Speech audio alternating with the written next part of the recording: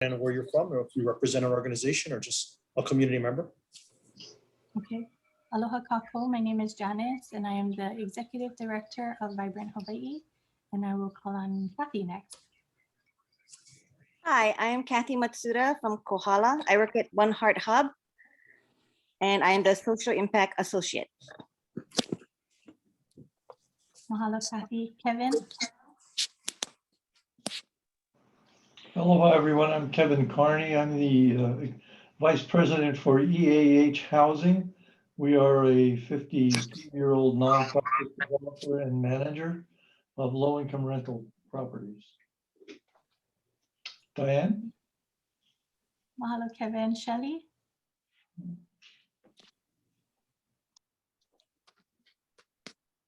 Hi, Shelley Ogata with Councilmember Sue Lee Loy's office. Hello, Shelley. Keith.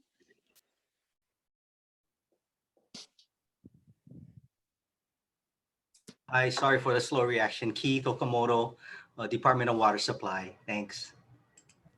Hello, Kaikea. Aloha, Kaikea Blakemore with Neighborhood Police of Puna and co-chair with this coalition. Hello, Taylor. Hi, my name is Taylor Konan, and I am the program manager of the Family Assessment Center here in Kona. Awesome.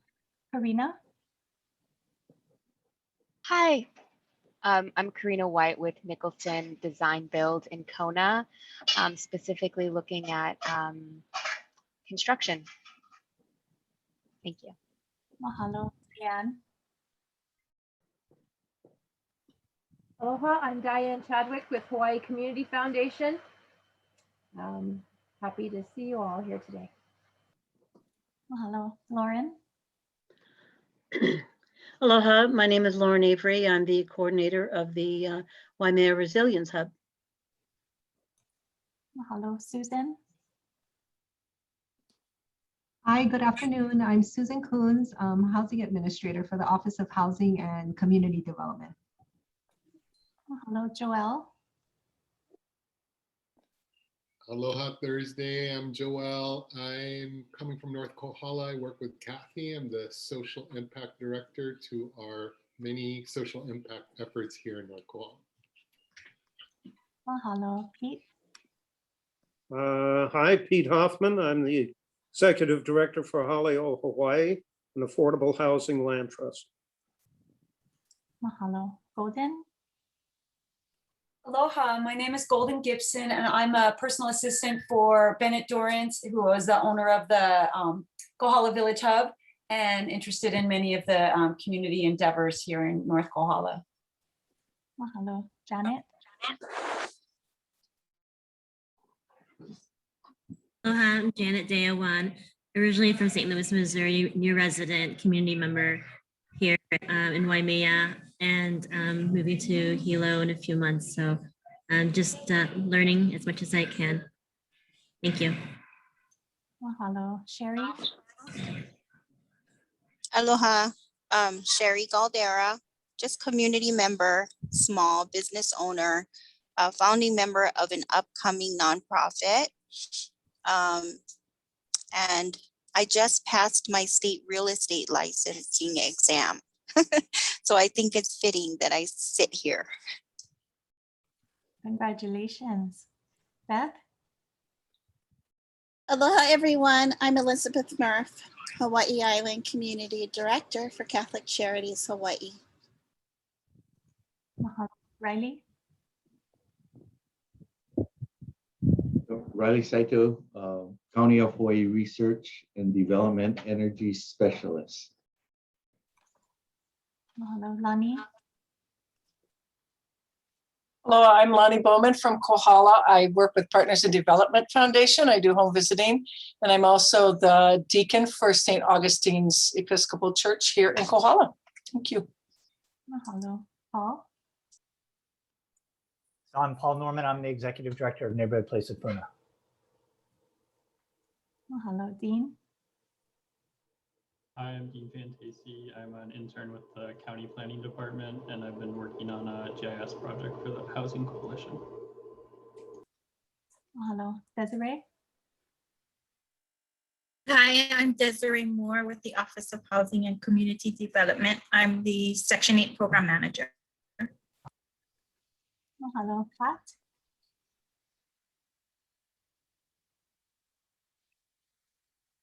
Aloha, Patrick Hurney, Habitat for Humanity, Hawaii Island. Sorry I was late. No worries. Good to have you, Pat. Lori.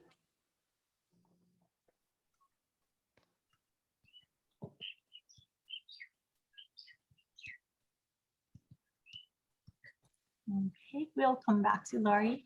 Hi, Nui, you made it. Yeah, I look crazy. Sorry, I'm sitting here writing all sorts of reports. So I did pull up the stats real quick. I'll call on you after for that. You want to introduce yourself? Oh yeah, sorry. I'm Kealoha Nui Browning. I go by Nui. I work for Hawaii Life Real Estate Brokers for Team Nakanishi. And I was just stuffing my face with lunch and Jan asked me to hop on and give you some stats. And I have been doing paperwork all day, so please excuse the way I look. But yes, so most of you, I can just go right into it. Yeah, Jan? Okay, could we finish up? We have just 4 more folks to do their introduction. And then, sure. And then Daryl, because Nui has to jump off, is it okay if she gives us the real estate report after we get through introductions? Yep, perfect. Almost there. Okay. Next person is Catherine.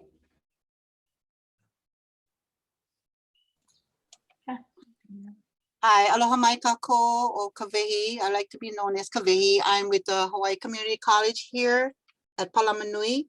I am the early college retention coordinator that deals with high school students earning their associate degree while in high school and earning a credit along with their DOE. Aloha mai. Aloha. Sarah? Hi, my name's Sarah Figueroa. I miss this group. Usually my colleague Kristen comes and she's away on vacation. So I'm happy to be here with you all today. Mahalo. Kapono? Hi, aloha. I'm Kapono Pa, realtor broker and broker in charge of Savio Realty Pahoa. I too have been away from this group for a while, so happy to get back in it. Good to have you back. And Kehao? Hi, I'm Kihao Costa, Executive Officer with Hawaii Island Realtors. Sorry, I'm multitasking, so I'm mostly just listening in. And Nui and Kapono are my right and left hand for a lot of the work that I do anyway. So I'm glad they're here. Thank you. And with that, is it okay if we go back to Nui? Okay, it's all yours, Nui. Sorry, you guys, I'm like, oh, surprised by this, but thank you for having me. So I guess Jen asked me to provide the stats in the last year and like percent change and everything for the real estate market. So I guess, would you like me to do the island first and then kind of break it down by Puna, South Hilo, and North Hilo? Would that work? Or does anyone want to know about any other areas? Yeah, I think that would work. Okay. So let's see. Sorry here. For the island, just this month, it looks like there have been 133 sales.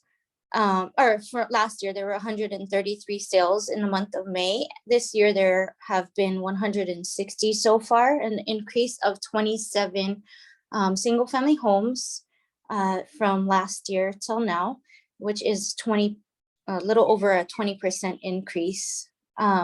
Just year to date, from the beginning of the year till now, there have been, last year there was 945 sales, and this year so far there have been 1,250 sales. The number of increase in sales is 305.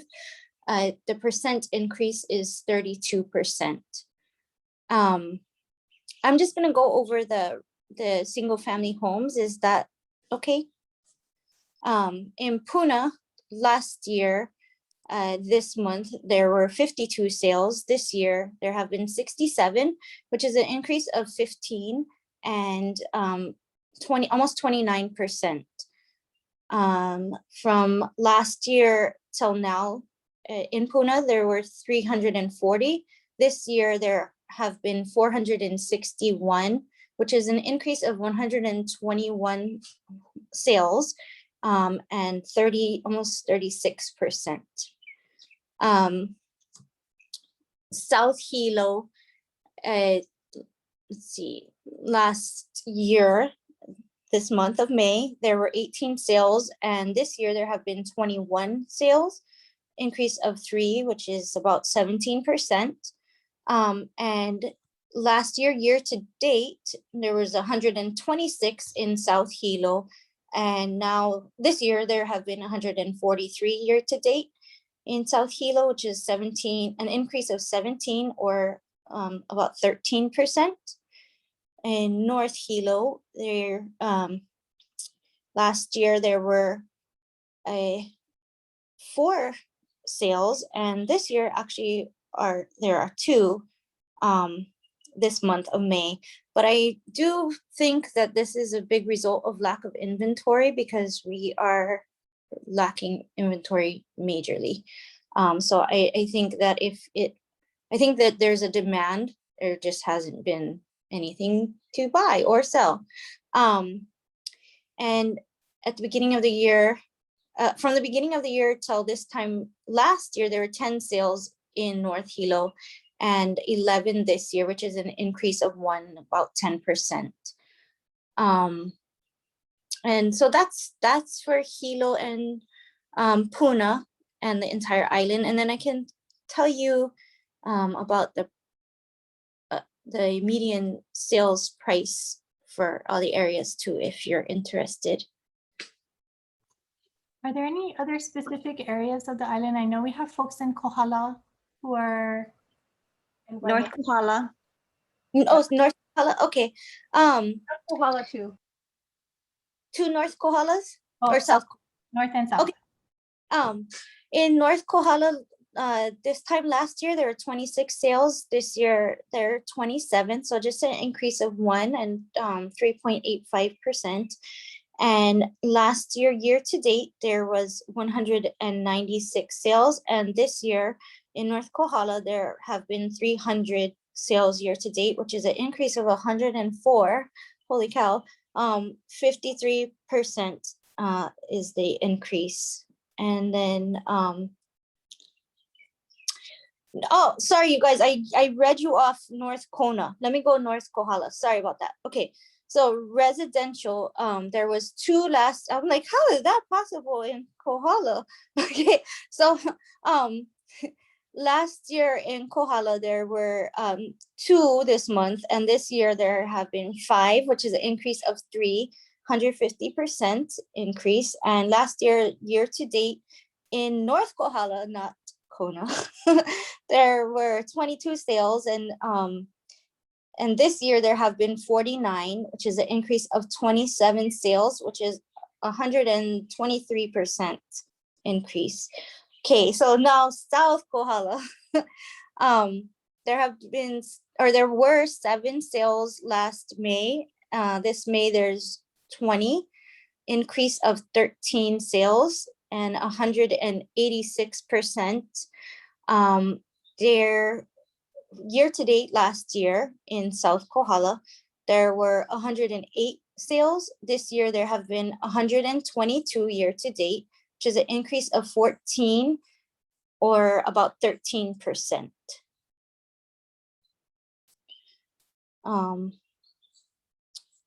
So now I can tell you the median sales price for Oh, sorry.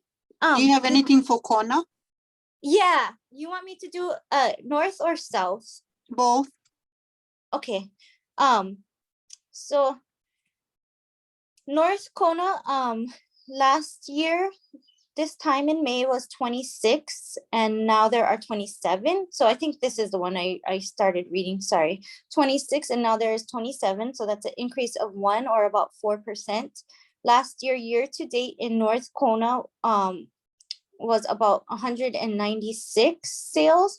This year there have been 300 sales, which is an increase of 104 sales, or 53%. And South Kona, last year in May, there were 9 sales, and there have been 10 this year. That's an increase of 1 or 11%. Last year around this time, or year to date, sorry, last year to date in South Kona, there were 42 sales, and this year to date, there have been 58 sales, which is an increase of 16 sales or 38%. Thank you. Oh, you're welcome. Anyone else have a district that they want? I guess we just have Ka'u and Hamakua if, or I can go on to the median sales statistics, sales price. Maybe you should give Hamakua and Ka'u and then seal it up so we all know we covered the whole island. Okay, okay. Let me make sure I'm in the right section here. Okay. Hamakua, last year, month of May, there were 2 sales. This year there have been 3, an increase of 1, which is 50%. And last year to date, there were 31 sales. This year it went down to 25, which is a decrease of 6 sales or a decrease of 19%. And again, I really feel, and Kapono might be able to comment on this, but I do feel like the demand is there. It's just we're lacking inventory. Kapono, you feel the same way? Oh, I don't know. Yeah, I concur. Okay. Thank you for concurring. And last year in Ka'u, there were 13 sales in the month of May. That seems, wonder what was happening. And then this year, there have been 5, which is a decrease in about 62%. Year to date, there have been 70 sales, and last year, or there were 70 sales last year, and this year there have been 81 sales, which is an increase of 11 sales, or 16%. So the median sales price for the entire island, right, last year in the month of May was $370, and this year the median sale price for the entire island is $488,250, which is an increase of $118,250 or 32%. Last year to date, the median just from January to May was $395, and from January to May this year it's $470. So just in the beginning part of the year, as compared to last year, there has been an increase of about 19%. In Puna, last year, the median sale price in May, during the month of May, was $177,500. This year, the median sales price in Puna is $290. That's an increase of $112,500 or about 63%.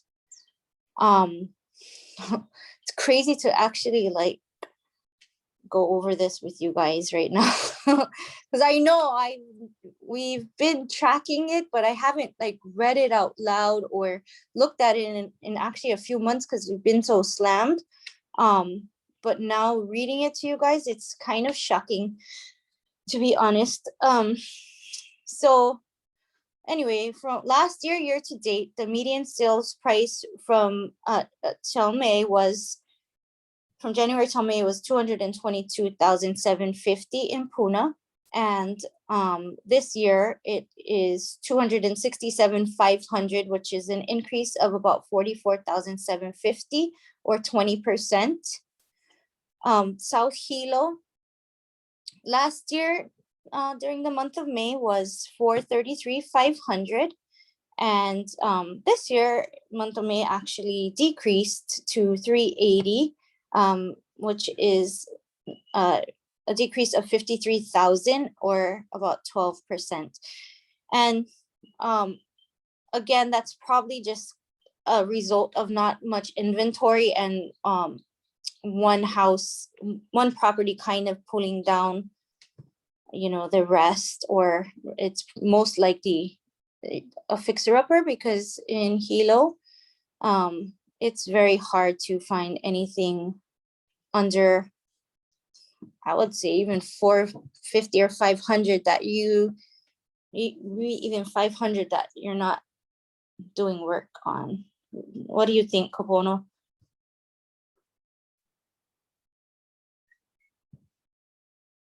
Sorry, it's taking me some time to unmute myself. Well, No. I would agree. I think the last time I looked, there might have only been a couple dozen homes even available at best in the South Hilo area. And it is difficult to find something priced, I guess, what one would be considered reasonably. I know that you're reading residential numbers, but one thing I think is important to take into consideration is the cost of land as well. The cost of land, especially out in Puna, is exploding. Yeah, I don't month wanna... over month, it's increasing. You can tell a buyer that you know you'll be lucky to find a lot under $50,000 in Hawaiian Paradise Park, when in fact, by the time you look at the numbers again, you're lucky if you can find something under $60,000. Yeah, I can read those off. I just don't want to bore everybody with the numbers. No, that's fine. That's why I just wanted to mention it in this way. Janice is saying we have to move on. So I guess what I can do is, Janice, I'll print, or I'll email you this report so you can share it with everybody. That'd be perfect. Thank you so much. Okay, yeah, no problem. Thanks you for having me and accepting me the way I am today. I literally texted Nui like 10 minutes before the meeting. I was like, oh, can you do this, please? Thank you, everyone. Have a great day, and hopefully I'll be here the whole time next time. Awesome. Thank you, Nui. Okay. Aloha.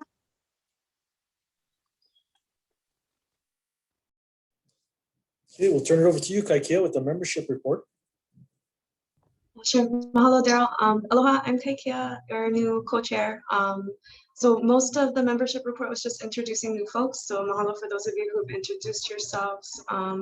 Currently, we have about a little under 30 members, and I'm gonna pop in the chat afterwards the membership application form in case other people want to join.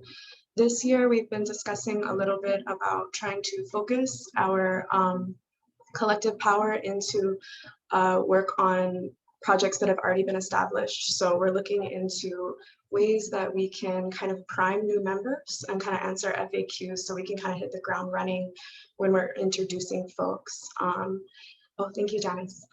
So thank you so much for those of you who have been with us for a long time, and for those of you who are joining. And if you have any questions about membership or about kind of getting the word out, feel free to reach out to me. And I think that's about it. Also, it's great if you are new to kind of check in the roles that have been written out to kind of get a sense of where you're contributing in respective projects with Vibrant Hawaiʻi. So thank you, folks. I'll keep it short because I know we're a little over. Thank you, Daryl. Thank you, Kaikia. I guess, not sure. I did reach out to building department, but they are very busy and running short staff right now. I don't think we have anybody on the call. So with that, I will jump over to Councilman Leloy's Shelley, or if the councilman is on, to share the latest of the building code adoption process. Hello. Hi, Daryl.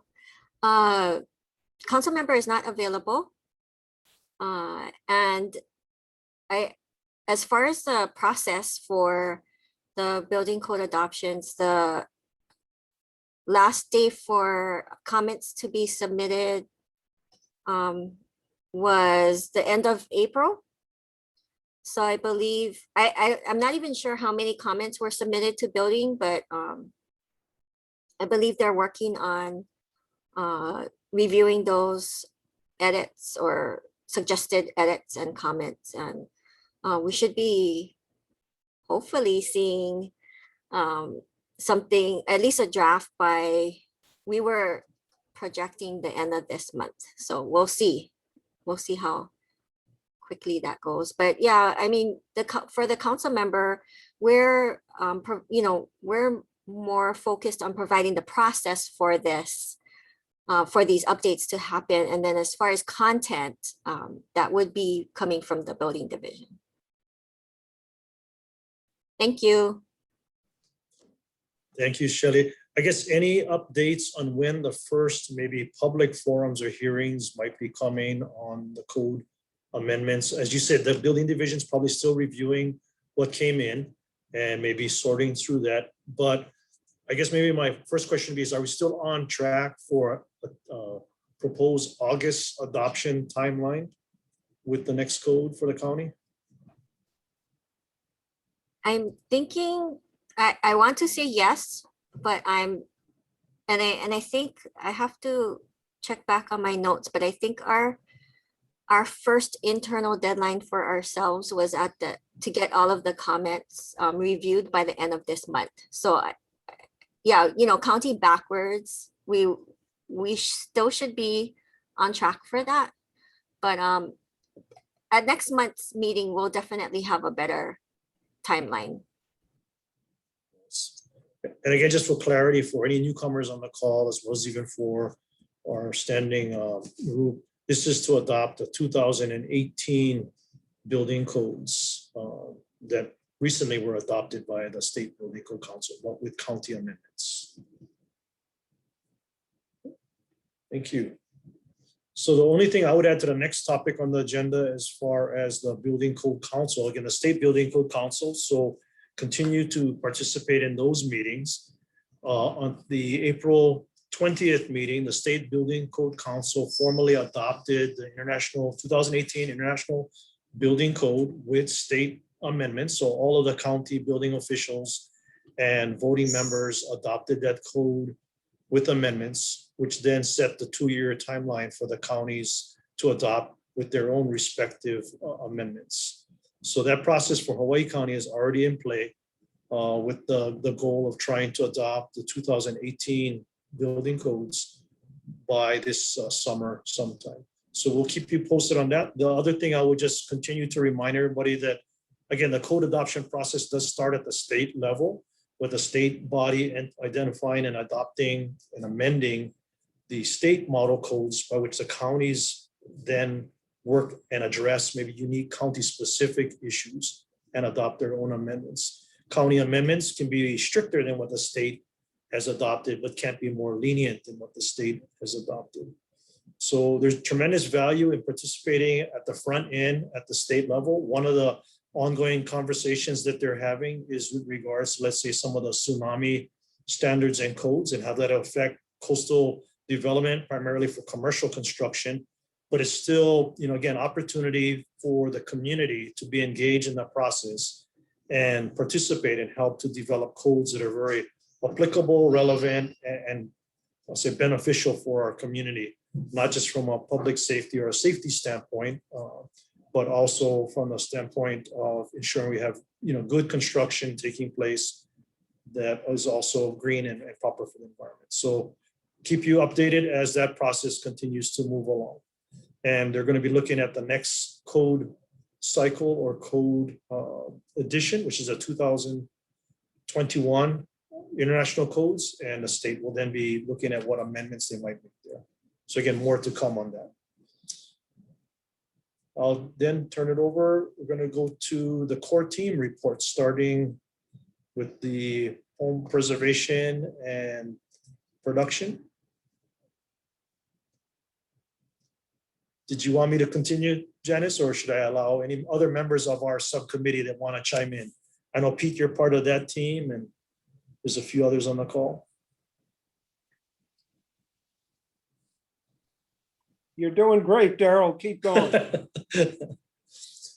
think the last time, again, when we met, we have our focus groups and core teams on the home production preservation, obviously looking at how government regulations can either expedite or sometimes present with maybe obstacles to increasing the capacity as far as home production. So the building codes are a big part of that. The county is moving towards a one permit system, which should hopefully improve the process by which the permits can be reviewed, applications reviewed, and permits approved. So hopefully that will then translate into expedited construction for new home building and home construction across our island. Other than that, we're definitely working with Pat and discussing what Habitat might be able to do to increase its capacity and production. Maybe I'll ask Pat to share a bit about some of his ongoing projects there, and maybe what's Habitat's capacity and capability going forward with increasing the development of home production. So Pat. Thank you, Daryl. Yeah, so our strategic plan, our 5-year plan is to build the capacity of Habitat to build 20 homes a year. We're not there yet, but I think with some of the new building models and modular housing and things like that, we may be able to exceed that. Again, with the support of the entire island, I mean, it's possible. Land's a big issue, as everybody knows. Material costs are going up, but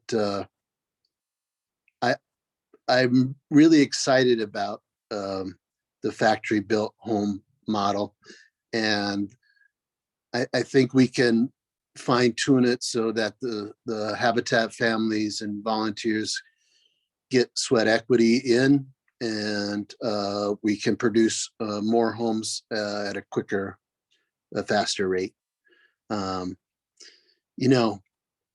20 homes doesn't even, is not even the tip of the iceberg of what we need, though. We need more affordable housing, more affordable developers, like Pete and the Land Trust guys, and Mr. Kato and his organization, rentals and home ownership.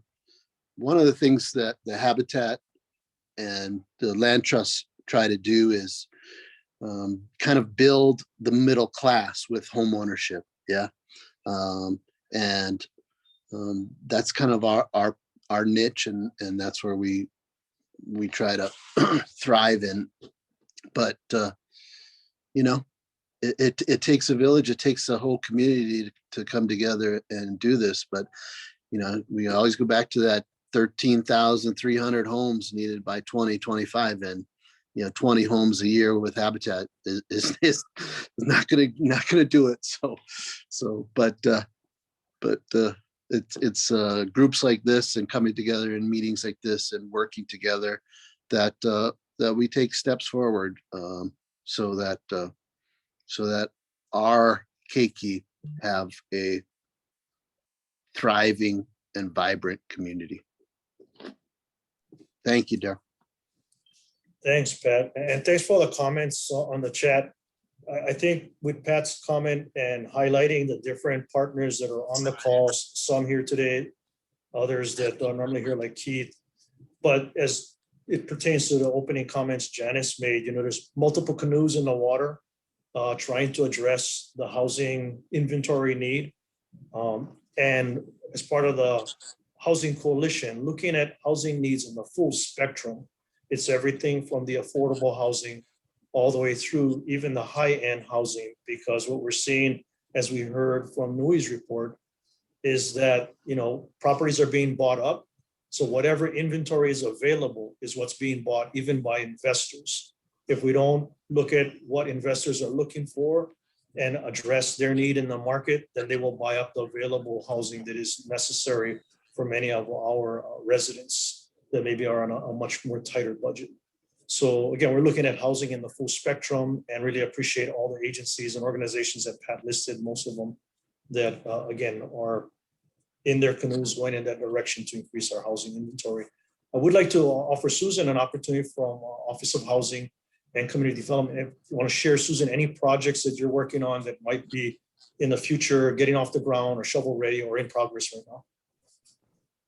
Well, you know, the shovel-ready projects that we have would include, well, they're not really considered affordable housing, though they're more emergency in nature. So the one that I'm thinking about is Kukui'ola in Kona, right? So we have about 6 acres out there where we're designating, I think it was 84 units at full build out. That project is pretty much shovel-ready. The other project that we're currently working on with HICDC is an elderly project out in Papaloa. So we're increasing that property from the current 10 units to include an additional 20 units out there. That one is pretty much shovel ready and ready to go as well. So we're pretty excited about that one. And I gotta say, you know, that was probably one of the first projects that we went out for public comment, and we had absolutely 100% support for the project, and there was no NIMBY there. It was pretty refreshing, actually. We have several other projects. A lot of them are going on in the Waikoloa area that we're working on. You may have all heard about the county's project, Kamakuanui. So we just did an award for about 110 units out there. With the Honolulu company, actually, Hawaii Pacific. And we're hoping that we're going to see units maybe in about 3 or 4 years there. But the county still has several hundred acres out at Kamakuanui, which we are hoping to partner with a developer to finish off that project as well. So we've got quite a few irons in the fire. You know, of course, this doesn't include other active projects that we're working on with private developers and things like that. There's a lot of that going on. I wish we had more in the pipeline because, as you know, to take a project from acquiring a property to build out takes, barring any kind of crazy issues that can happen, it takes about 5 or 6 years, right, to get a project off the ground. But we certainly are seeing a lot of activity going on right now. So I'm very hopeful for the future that we'll see a lot of units coming on board in the next handful of years. Thank you. Thank you, Darryl. Thank you. No, thank you, Susan. I guess not to, if everyone's in mind, one question for Susan. On the Waikoloa project, are the issues with unexploded ordnance all resolved? Yes, for Kamakuanui, it is. That entire property has been cleared, and we have been issued a no further action letter from the Department of Health. I'm glad to hear you saying that because I think it's really important that people have an awareness, that Hawaii County does have the single largest flood site in the United States, actually. And it does cover that portion from, from Mauna Lani, all the way down to the Hilton, all the way up to Puhakulani, and through Waimea and Kohala area. So it is a very vast area.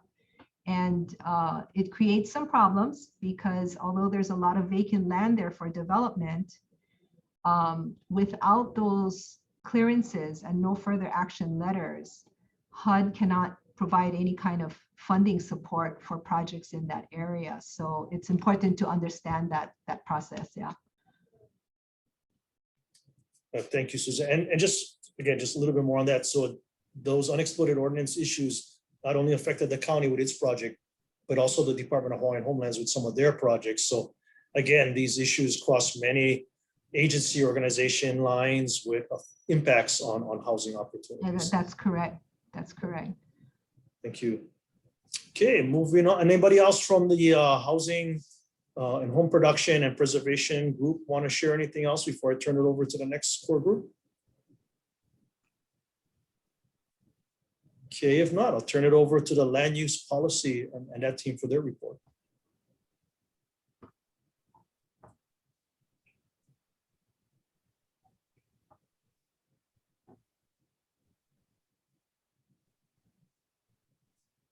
And maybe to help, Beth, you want to share anything on your Catholic Charities project as you've been looking at the as an opportunity there?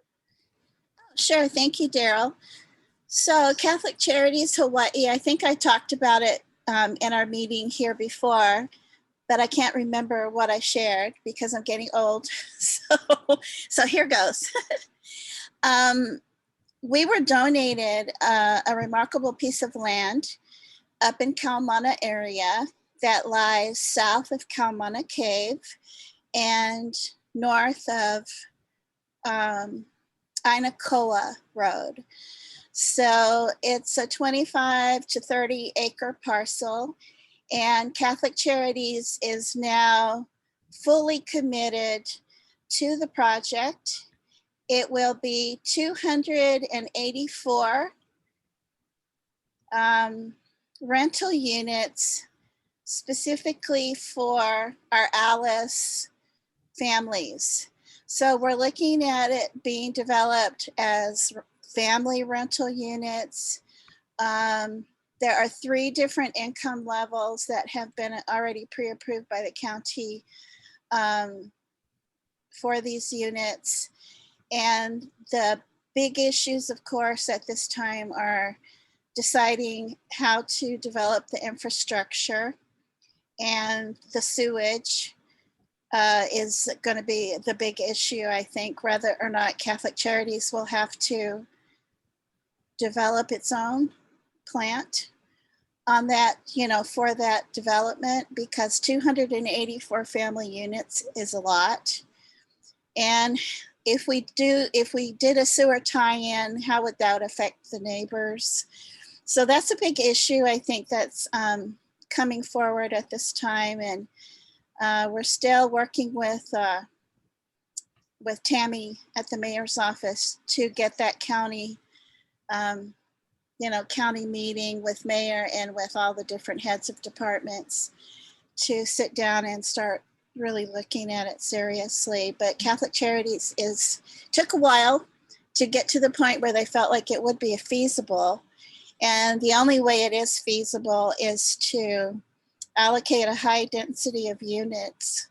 So the hope is that with the lots that are there, that there could be 2 units, could be double with a unit and then an ohana on each lot in order to provide for that density that's required to make it affordable. Does anybody have questions? Right now it's being called Kumulani Gardens. That's how it was approved, I guess 20 years ago. Yes, Susan, something like that. Yeah, it's been on the books for quite some time. So Beth, just to let you know, I have been hearing a lot of conversation internally about the project. So I think we're gearing up to get the county departments together to work with you on that project. Oh, thank you, Susan. Yeah, I'm looking forward to getting it started. Yeah. The fact that it's for families, I'm just thrilled that we're going to be able to do it for families and for local families and for local working families that really haven't had a lot of options for rental units. And it would be the good thing about this project that I feel like, and I'm not, I mean, I'm a learner, okay, in this field of housing development. I'm on a steep learning curve. But I do feel like the fact that it is not for profit, it will never be sold for profit, and Catholic Charities will operate services for the families on the property, makes it a really different type of project. So it's not affordable now and it will be sold later, you know, to make money for a developer. It is nonprofit all the way. So I think that makes it a little bit different. Okay, any questions? Thank you, Daryl. Thank you, Beth. Anyone else from that particular group? If not, I think it's a good segue and partnership with the next core group, which I'm not want to put you on the spot, Dean, but I know you're working from planning on some of that mapping and some of the other GIS components to land use. If you want to add. Sure, yeah. Do you want to just a quick introduction to the new product? Yes, please. Okay, so I was asked to help out with updating and adding to Councilmember Kimball's original map that outlined affordable housing opportunities. So the new product, the new map that outlines affordable housing opportunities can be broken down into 3 sections. The first is 3 layers that display undeveloped residential parcels. And the first one of the undeveloped residential parcel layers is government-owned property. The second is private large landowners. And the third is government and private large landowners within 100 feet of existing water infrastructure. Dean, do you want to put up a map and walk us through it? And Sure, like that'd be great. the different layers so folks can understand. Yep. You did, what you did is really amazing, and thank you so much. Of course. Okay. So if you want to access the map on the Housing Coalition webpage, if you scroll to the bottom, there's a little web application to look at the map, but I'll go to a full page. So as I was explaining, there's 3 sections. So the first section that outlines undeveloped parcels are these 3 sections. So currently what's displayed is the government-owned properties. So how we define undeveloped is that there's currently a building value of 0 on the parcel. So there's the county recognizes that there's no buildings there. And residential is defined by residential zoning according to the county. So these are all government-owned properties that are undeveloped and residential. These are private large landowner undeveloped residential properties. And these are the combined properties, but this only displays properties within a 100-foot radius of existing water infrastructure. So if you zoom in, let's pick this parcel here. We can see it's owned by the state of Hawaii. It's 33 acres. And there's also a link to go get more information on the parcel. But if you zoom in further, you can see these are the existing water lines, and the blue dots are water reservoirs. And then if you also look at the green lines, those are existing wastewater lines. So that's the second section of the map is infrastructure. So the 3 infrastructure layers are existing DWS pipe, the blue lines, existing DWS reservoirs, which are the blue little dots, and then the green lines are the existing wastewater infrastructure. And there's a couple different colors of green and also brown for different types of pipes that have different functions. So as you zoom out, it disappears. So it's really just for if you want to identify a parcel and then see how it relates to existing infrastructure. So the second section, as we said, was infrastructure, and the third section is relevant government zones. So let's put on government residential land. So the first is opportunity zones. So these are zones defined by the state as possessing certain values that would make them beneficial for development, and each zone has a different rationale. So the green identifies an opportunity zone, so you can flip them on and off. There are 3 in Hilo, and there are 2 in Kona. So the second zone layer is tsunami evacuation zones. So Janice outlined tsunami evacuation zones as a concern that comes up often when stakeholders are discussing possible development. So that's in red, so you can flip evacuation zones on and off. And then also our flood hazard areas that contain FEMA flood classifications. So if you were to hypothetically develop a parcel and you wanted to see what's the FEMA flood classification, you can click on the zone. Oops. You can click on the zone, and then it will tell you the letter it is, and then also any other relevant information. So that's the third zone. So it's undeveloped residential parcels, infrastructure, and then relevant government zones. And there are 2 best practices for using the map. So first, it's best to keep the map in the original gray, it's called light gray canvas. So you can access the layers up on the toolbar. The farthest to the left is how you access the layers. You can turn them on and off. The next one over is the base map. So this is like the background where all the data is displayed. So it's best to use the light gray canvas, which is the default map. And if you do want to go and see, if you identify a parcel, let's say this parcel, and you want to see what it looks like with satellite imagery to see how plausible development would be in terms of like trees or what you'd have to do to access the land, you can turn on satellite data and you can see what's actually there. So the first best practice is to keep it in light gray canvas for when you're navigating around. And the second is to only use satellite imagery after you've identified a parcel, because if you look at the map with satellite imagery, it can be a bit confusing because the satellite imagery has so many colors.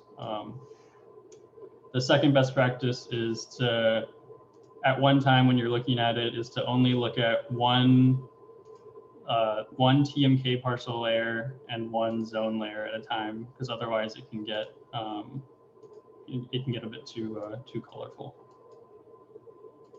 But that summarizes the map. Does anyone have any questions? I have a question, Dean. This is Kehao with Hawaiʻi Island Realtors. Do you have the state land use designation on? Is there a way to look at that? Is that in the, when you click on the parcels? Like if Do you mean like the PIT code? Like state land use ag, rural. Pretty much everything's ag, but yeah. Or do you have the PIT code on there too? The PIT code is, if you click on any parcel, it will display You'll see the PIT it? code. Okay. Mm-hmm. And then it only, in terms of zoning, the only parcels that are displayed are residential. Okay, okay. You already filtered by residential. Okay. Mm-hmm. Thank you.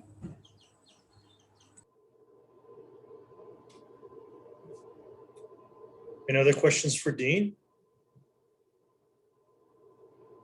I guess I have a question, Dean, as it pertains to me outside of the Hilo and Kona proper areas, but how difficult would it be, let's say in the Kona area, to add in the volcanic hazard or lava hazard layer? Very easy, yeah. Okay. Mm-hmm. Currently, Councilmember Kimball is hosting this map, so I think she'd be a good person to contact for doing that. Okay. And that should be super quick. Thanks. Great project. And I guess one question for Keith. I know, Keith, when you did the presentation to our group a while back, you did caution us with, although there might be, like on this map, water systems within proximity or maybe accessible by the properties. It still comes down to if there's available water units. If you might just touch on that real quick, based as we're looking at this map, is that something to just keep in the back of our mind? Right, sure. Thanks for bringing that up, Daryl. Yeah, just a lot of people don't realize that just because there is water infrastructure in the area, that does not necessarily mean water is available for further development. So, you know, what I would suggest is if a parcel is identified, a specific parcel, let us know. We can check with the TMK, shoot us an email or something, and we can confirm whether water is available, and if so, how much, and for what types of potential developments or land use applications. Yeah, sorry, we don't have that particular availability feature on GIS. Just for the group, we're cautious to do that because those can be misleading also at times, and people may use that in the wrong way. But yes, a simple phone call or an email to us will get you the answer. And I know a lot of the people in the real estate business are familiar with that process as well. But if anybody has any other ideas on how we could possibly make that easier, we're very open to hear that also. Thanks.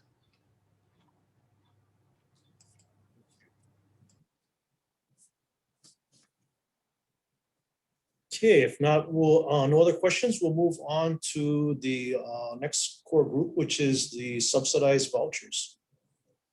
So Susan or Desiree, you want to share anything? I'll make a couple of comments and then I'm going to turn it over to Desiree. But for those of you who don't know, the Office of Housing and Community Development is responsible to plan and administer the county's Housing Choice Vouchers Section 8 program.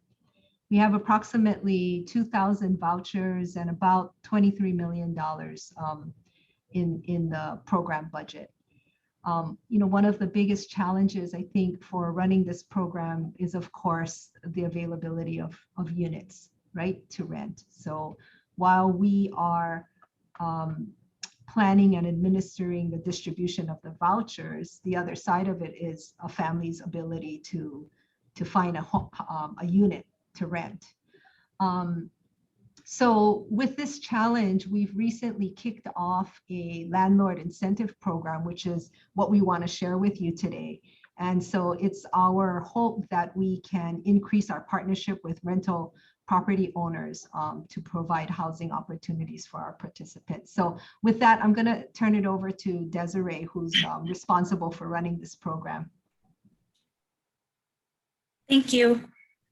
So the Landlord Incentive Program was started with CARES Act funds. We split up our CARES Act funds into first providing support to our participants. So we did emergency buckets, and which Vibrant provided the masks for.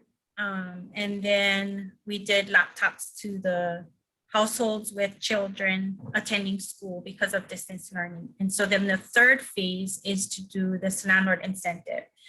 So we, because of the spend down requirements, we purchased gift cards from four hardware stores: HPM, Home Depot, Ace, and Lowe's. I think 250,000 total. So landlords would be, if they are new landlords to the program or returning, so they have not had any payments for the past 12 months, could get up to $1,000 worth of gift cards. If they lease to our participant for 12 months, it's like 500, and then 6 months would be 250. We also provide gift cards if they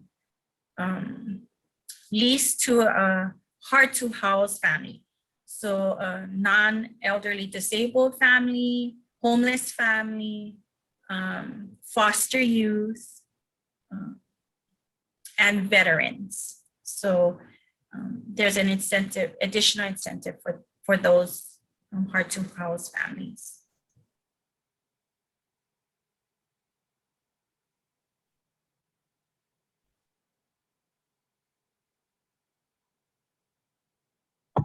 Desiree, do you have a link to the program you could share in the chat for everybody? It's on our website. I emailed it to Janice because I don't have it on my laptop to share the screen. So I had emailed it to her. It's a flyer that we've put on our rental packets. And it's on our website, hawaiicounty.gov, Department of Housing. Thank you.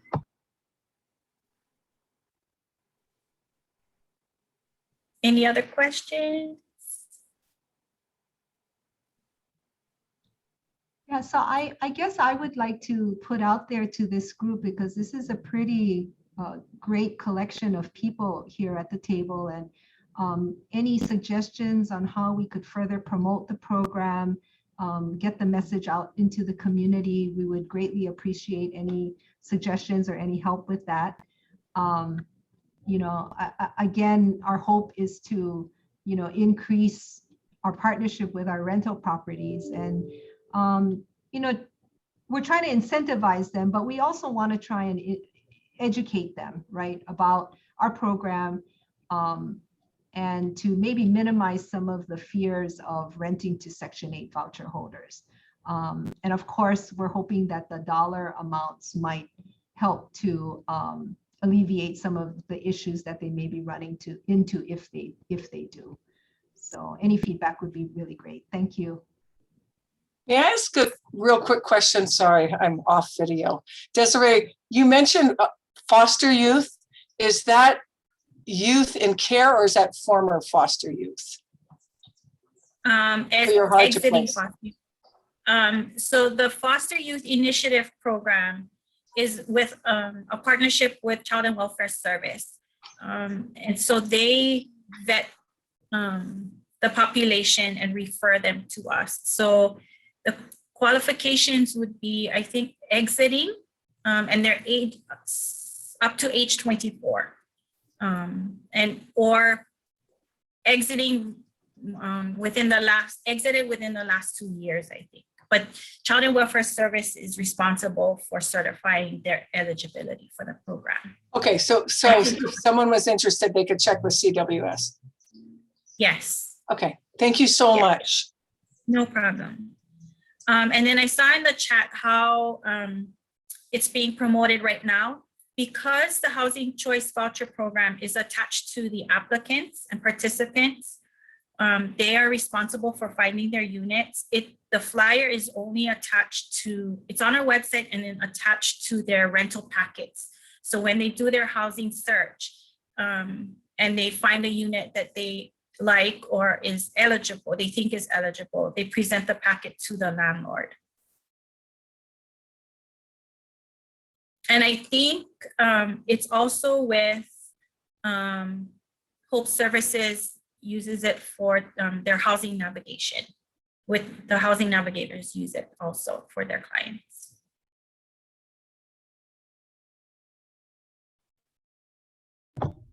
Desiree and Susan, we have a question from Lori Farron. She wanted to know how the county is promoting the program currently.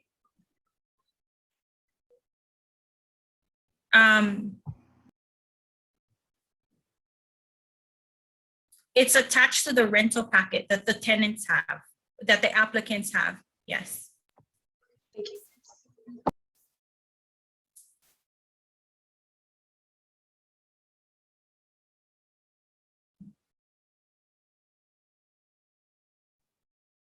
Any other questions? Mahalo, Desiree. I was able to upload the flyer that you sent, so I dropped the link in the chat. If anybody wants to go ahead, it's on our Vibrant Hawaii site on the community bulletin, and you can pull that down. Thank you.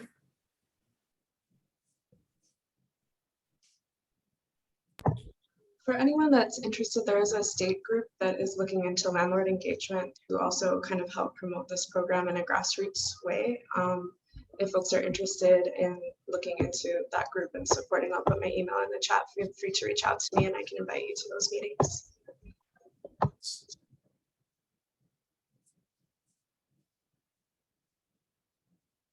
Perfect, thank you. Moving on to our next group, which is the Revolving Fund. So Janice, you want to share on that? Okay. I'm kind of nervous, and I usually don't get nervous. So this is an idea that I have shared with a few folks. So we've been meeting every month over a year. What we saw recently happen at a state level is the initiative to create an affordable housing revolving fund at the state that died. We also have not gotten any farther along in this conversation at a county level. So the idea came as, well, why don't we just start one? Like, as a Vibrant Hawaii Housing Coalition, why don't we just start one? So I have a background in development, in fund development, not housing development. And being the ever optimist that I am, I was like, guarantee within like all of us on this call right now, we collectively know 500 people who have $1,000 to contribute to a legacy evergreen fund for housing for our own families to be able to have hope and be able to stay on our island. I was like, yeah, we could do that. So in a nutshell, the idea would be to crowdsource $500,000, so doable.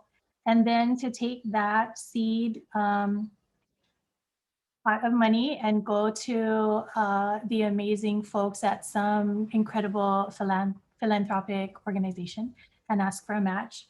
And then to take that $1 million and find another match. So easy. I'm like, that's so easy. Finding the money part is like so doable. We can do this. And then to use this amazing map that Dean guys have just put together and identify some real potential sites that are tied to existing infrastructure. And let me see if I can share the picture without showing you all my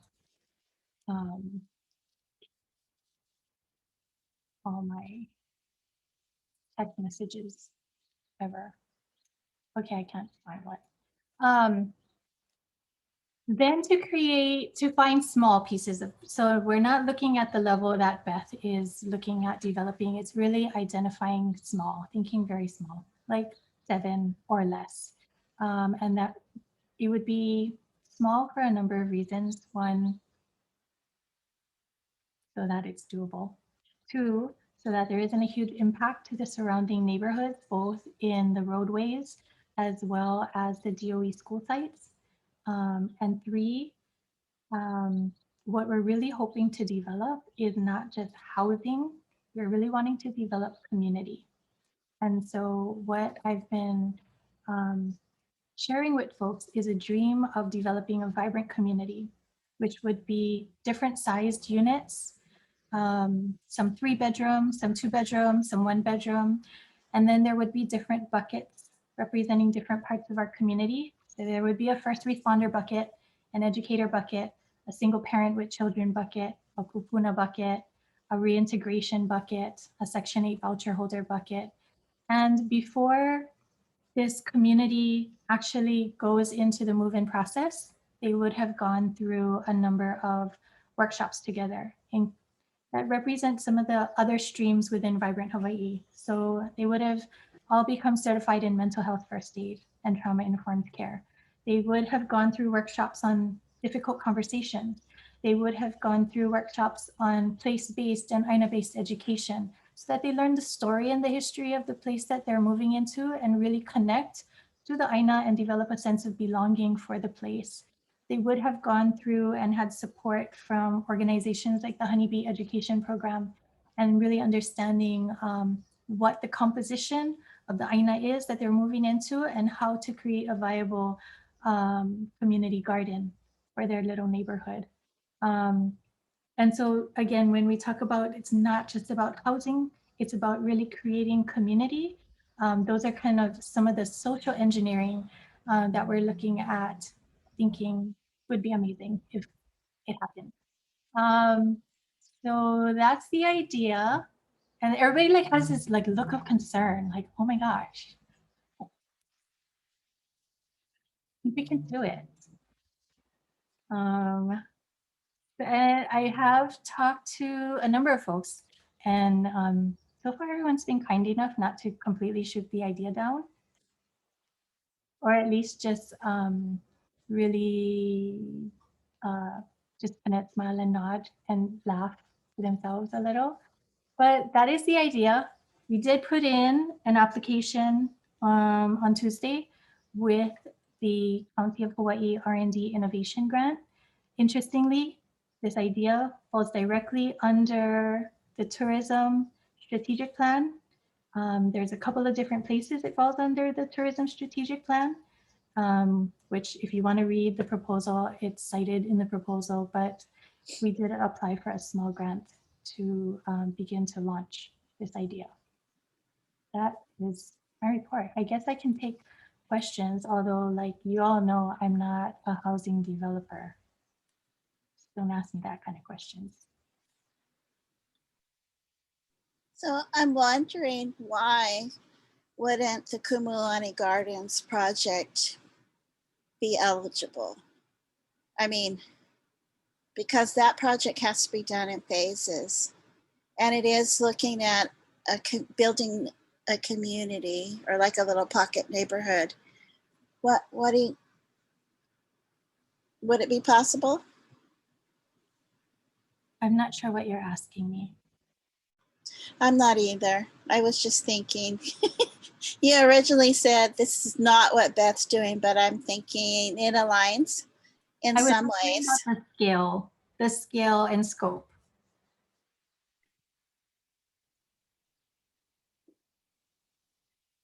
Because I'm Janice, sure too, your project, Beth, is probably more than $2 million. Janice? May I add a comment, please? Definitely. What I really like about the idea, I mean, the idea of trying to build different pockets of housing that's not an original thought, I don't think. But what really is original, I think, in the way that you're describing it, is the community aspect of the effort that really hasn't, I think, been identified so much for affordable housing in the past. You know, we're interested in trying to find little places and single homes in different parts of the communities, and that has a place.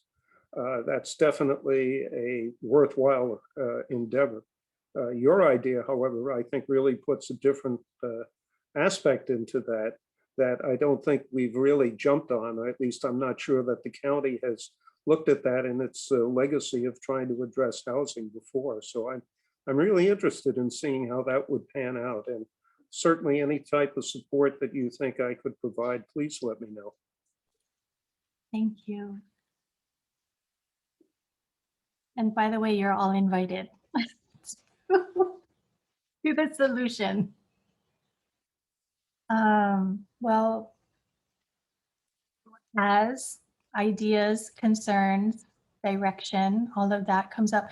The second piece to this dream at this point is really being able to actually go through the process and document the process to possibly inspire other folks who own smaller parts of land that are tied to infrastructure to see that you can do it. And here's some kind of guide that we could put together about the process and about the experience that would inspire other folks to, I guess, to make the concept of development not as big and scary and unrealistic as it might seem right now. When I had talked to Pat about the idea and asked him, you know, what his initial thoughts were, he was really supportive. And Pat, not to like put you on the spot, but one of the things that he said that was very encouraging to me, he said, you know, at this point, when we're looking at a need of 13,000 homes by 2025, we don't need less developers. We need more developers. We need a lot of people to do a little in order for us to get where we're at, or we need all these different VAs to be doing what they can to contribute towards the solution. It's not to diminish or take away from anybody and the work that they're doing. It's just to add our small contribution.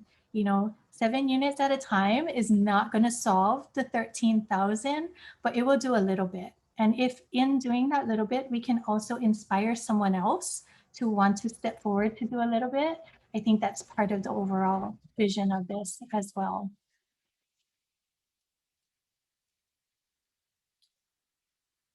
That's all I got.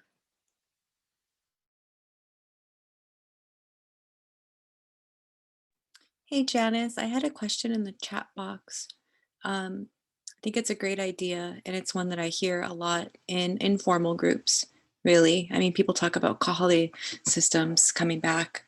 My understanding, though, is that it's really difficult to have multiple units on one TMK, and that's the thing that comes up a lot. So I guess I'm wondering, is there a land use change or a zoning change, or even while you're wanting to build up a kind of reserve of funding, you know, there's plenty of people who would love the chance to cohabitate on one TMK together, but the barrier has been, it's not very easily possible. So I'm wondering, like, I guess my question is more administrative, like what are the rules that makes it hard for that to happen already?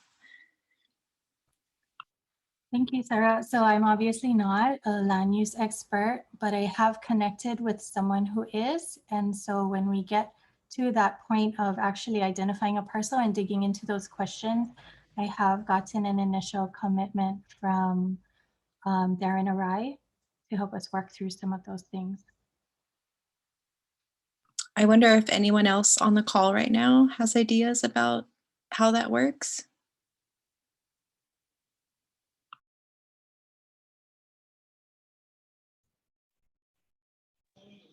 Janice, so I do not also have that detailed information, but I think discussions about land use and things like that might be really good to bring planning on, to have a discussion about things like that. I'm not exactly sure what the individual was explaining, but I'm thinking you're talking about Ohana units, dwelling units, ADUs, that type of thing. Is that what we're talking about? Or are you talking about subdividing? Or something, okay. So anyway, I think that type of discussion, it might be really helpful to have planning at the table. I could have a discussion with the director if you would like, to see if they would be amenable to join the group and maybe talk a little bit about that type of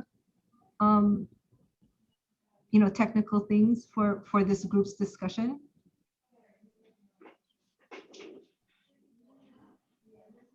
Yeah, if I could chime in a little bit, you know, our company is a nonprofit developer, but we only develop low-income rentals. So we deal at 60% AMI and below. So it really depends on your product that you're trying to develop and the income group you're trying to serve. We deal with zoning issues all the time, and we use the state's 201H process it's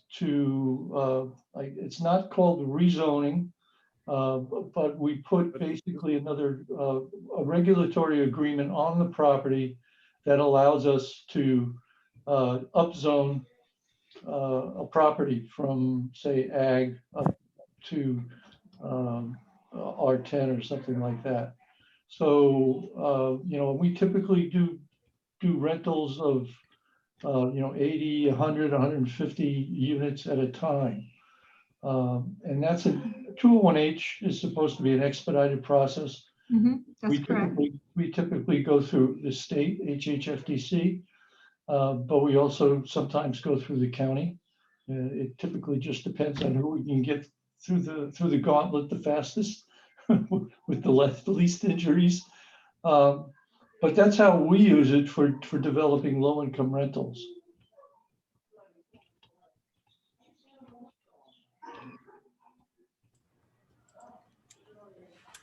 Hi, this is Keith. I would agree with what Susan mentioned. If you want to ask questions about land use applications and different mechanisms on how to do different things, the county planning department would be excellent partner to join the conversation. There's other ways to do it. I think they have planned unit developments, multifamily zone parcels and things like that, where you can get higher densities on certain TMKs without actually having to subdivide it for single family parcels. But again, the experts would be the ones in planning.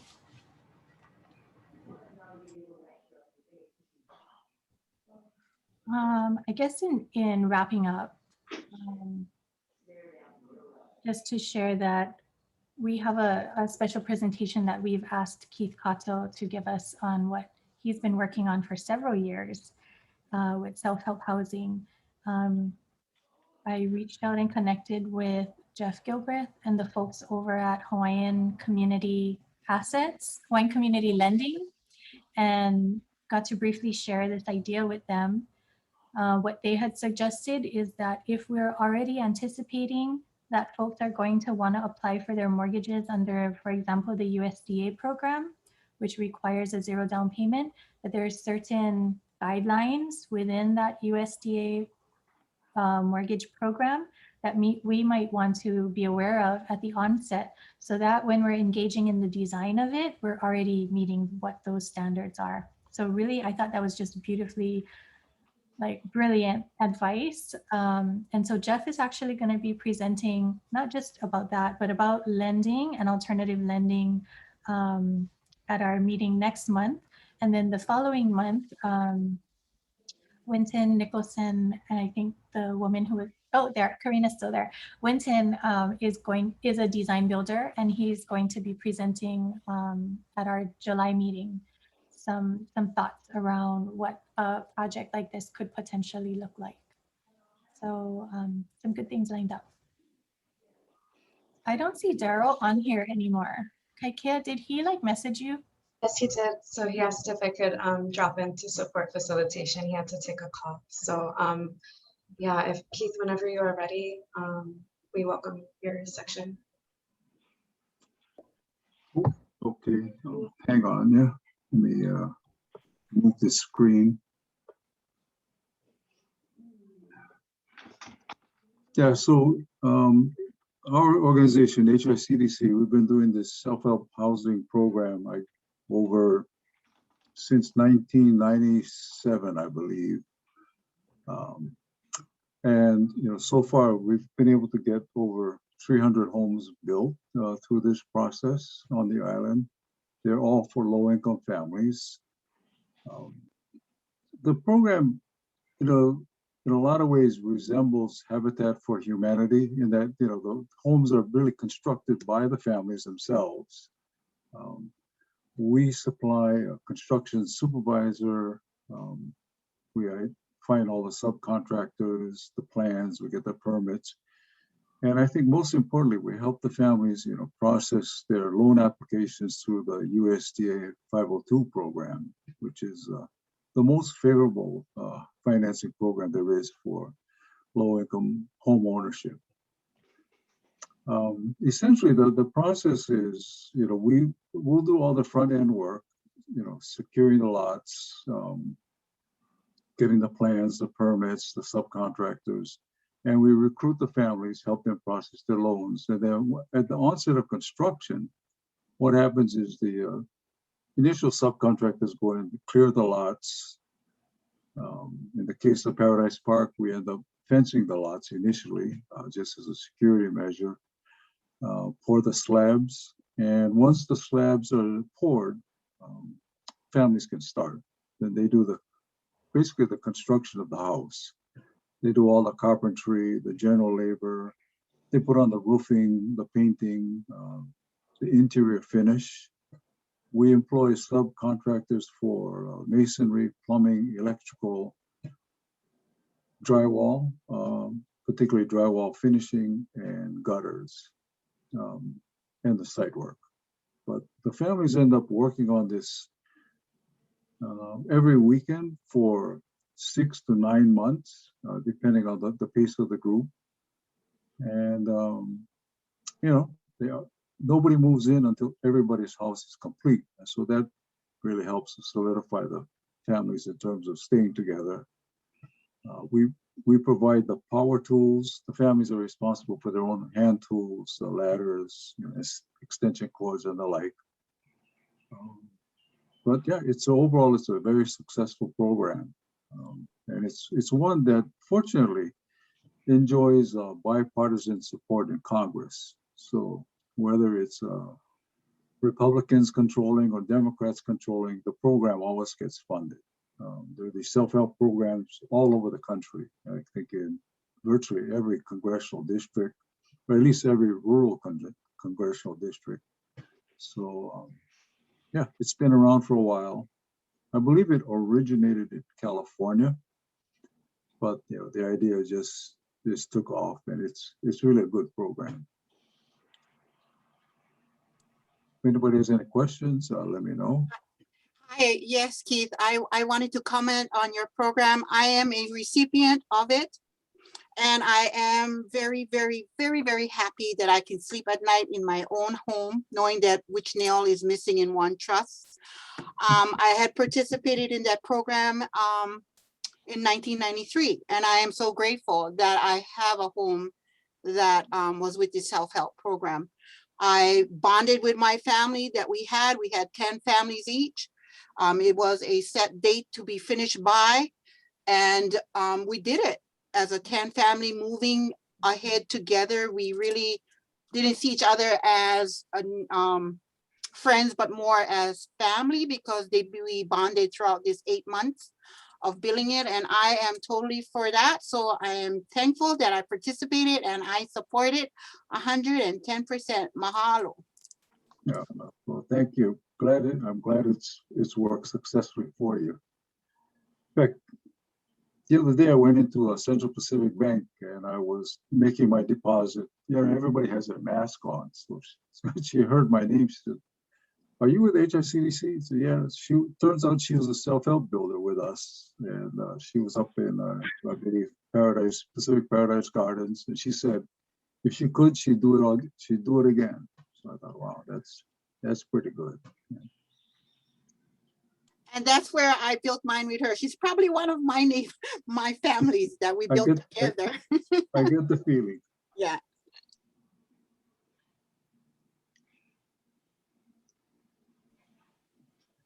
I have a question about the program. Is it run every year, and how do folks apply for it and get involved? Yeah, it's basically been running continuously. So if people are wanting to get involved, the best is to basically put a call into our office. We've for better or for worse, we've decided to downsize our office, and so our office is really sort of just a drop-in place. But if they are interested, they should call us. Number is 969-1158. We have a small website. It's got bare bones information on it. And that's the way that they can start. If they give us a contact through the phone or by email, they will send them basically it's a short questionnaire. And if they return that, we put them on a wait list. And when we have a project in the area of their interest, then we just notify everybody, and people can start the application process. We have several self-help housing in North Kohala. Thank you. So awesome to see that opportunity for all of our young families starting up to have that opportunity to have their own homes. So thank you. Yeah, Kohala was actually, I believe, the first project that HICDC did. It did it before I was involved. But since then we've added on. I get the feeling Kohala has got more self-help housing per capita than any other district. I think so too. And senior housing too. We have 2 phases. Yeah, that's true. Is there any kind of income cap to qualify for the program? Yeah, it's 80% of the median and below. And these guidelines are a little different. They're not the HUD income guidelines, they're USDA's, and they have a little different criteria. But in general, it's a more favorable criteria. They have allowances for medical expenses and the like. So if anybody thinks they're at all interested, they should just contact us, and we can see whether they'll qualify or not. We use the services of Hawaii Community Assets and Hawaii Homeownership Center because families need to go through home buyer education and learn how to qualify for a loan. We've had families who applied and would not qualify because of credit issues or excessive debt, and they come back next year. They've taken care of these issues. So it's just because you don't meet the criteria at the onset doesn't mean you should give up. So Keith, this is Elizabeth. I have a question. I worked with the Consuelo Foundation on Oahu, and they did an 8-increment development called Ke'akaho'ona, located in the Waianae Valley. And it was done in the same way. It would be 8 to 10 families working together in a cohort, and then everyone would, they'd have a wonderful wonderful day when everybody got to, find out which house was theirs. They actually built and didn't know which was going to be their house, so they wouldn't favor, one unit over another. But what they wound up doing was offering a lease for the land. And it was really affordable, like about $45 a month, but it was something that the homeowners paid for over 20 years or something like that. How do you handle the payment for the land? The land payment is actually okay. It's a little different from that Consuelo Foundation one. The Consuelo Foundation was able to finance the project, I believe, up front. Yeah, they did. Yeah, so we're not in that situation. So what happens is the USDA loan is used first to acquire the lot. So the families buy the lot up front. So for that reason, they know which house is theirs. And it becomes a bit of an issue. They want to work on their house more than they want to work on somebody else's house, sometimes. But it's a matter that the construction supervisor basically keeps the families organized and together. Can I share on that part just to get it clear? What happened was when we went in there, we had before even building, when we found out that we qualify, we had meetings as the cohort, and it was brought up at our meeting, letting us know that if you're going to participate in this program, you need to know that it's everybody helps one another. Now I have brothers who know carpentry, who knows carpet laying, who know mudding, who knows all of that. They would help me say, hey, sister, let us come over this weekend. We're free. We're happy for you. Maybe you and your husband go help the other family who does not have family member that can participate. So that is where the building of sharing with others, I would want my house to be, don't make a mistake and make my wall crooked and all of this and that. But, you trust one another knowing that you're giving of your time to help them. So it worked out as far as for us building that friendship beyond a friends, beyond and becoming a ohana kind of thing. So that's how we did it in our project. And so I'm grateful because till to this day, we are all close in our own subdivision. So I can just call them up and say, hey, you get sugar, give me some sugar, I need this and that. So that's how we did it. Yeah. I know with Consuelo Foundation, what was so good is they all knew how to maintain their home. They could fix anything except electrical.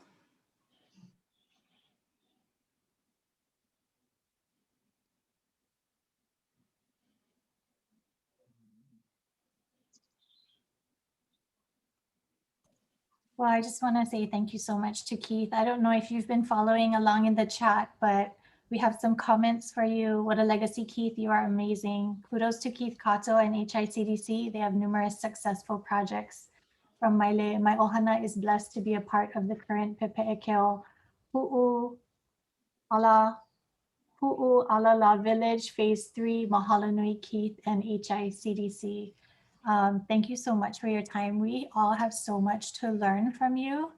Well, if I could say something about that, though. You know, I don't do all this work. We have a staff, and the staff has been just terrific. You know, they are,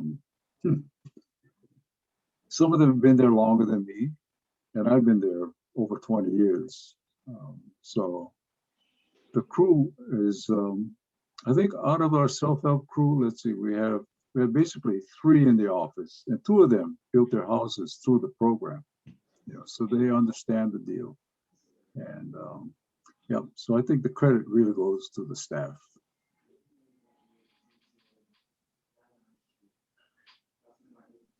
Anyway, thank you for those comments. We'll pass them on next time we have a Zoom staff meeting. Awesome. One last one from Golden. Apinko hala mahalo, Keith, for all you do to help Hawaiʻi Island and HICDC. Thank you again for sharing with us today. I'm going to hand it back over to Kaikea, who will be wrapping up for us. Yeah, mahalo nui, everybody. We saw a comment from someone else just sharing how much they've learned today. And yeah, thank you, Keith, for your presentation. We really appreciate all the work that you folks have been doing. It's inspiring to hear your mana'o. Mahalo. You all have a good afternoon.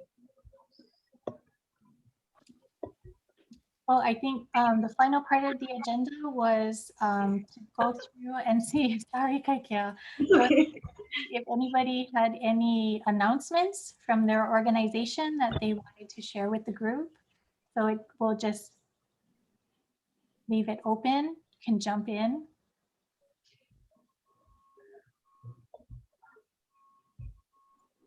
There's about 8 minutes left, so if there are any final ones. Okay, I know I was in a meeting this morning, again, like I mentioned, with Jeff and the folks over at Hawaiian Community Lending, and they were sharing again about their rental and utility assistance program.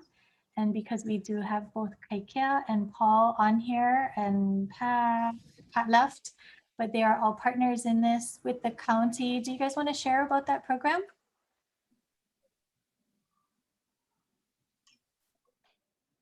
Yeah, I'll just share really quickly. Yeah, so the program's up and running. You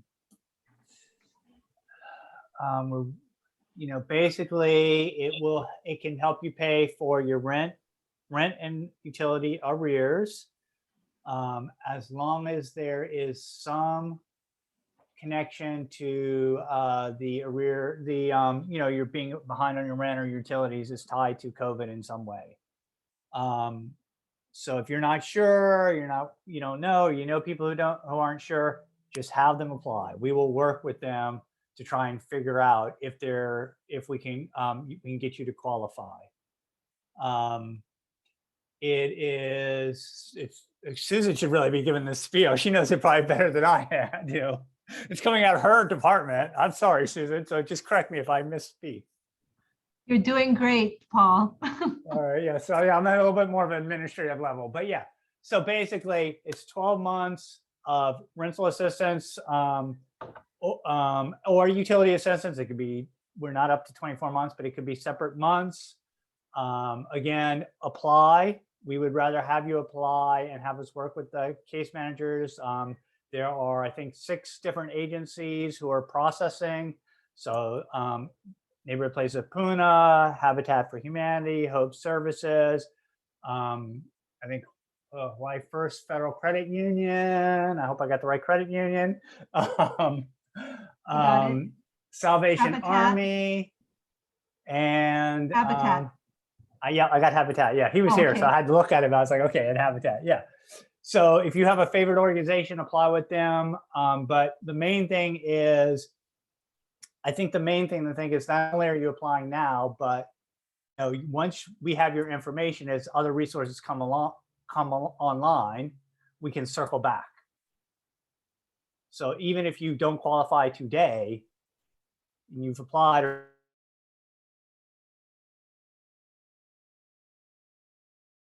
tenants, what are the tenants is behind, have them apply. So we know their situation, and we can circle back as different resources come along if they're not able to receive the assistance that's available today. Thank you, Paul. That's it.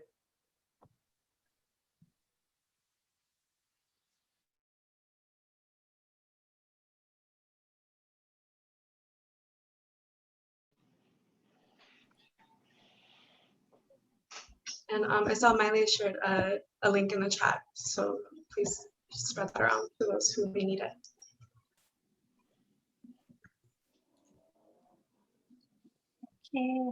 Okay. Unless there are any other questions, maybe we can convene this meeting, or any announcements from folks.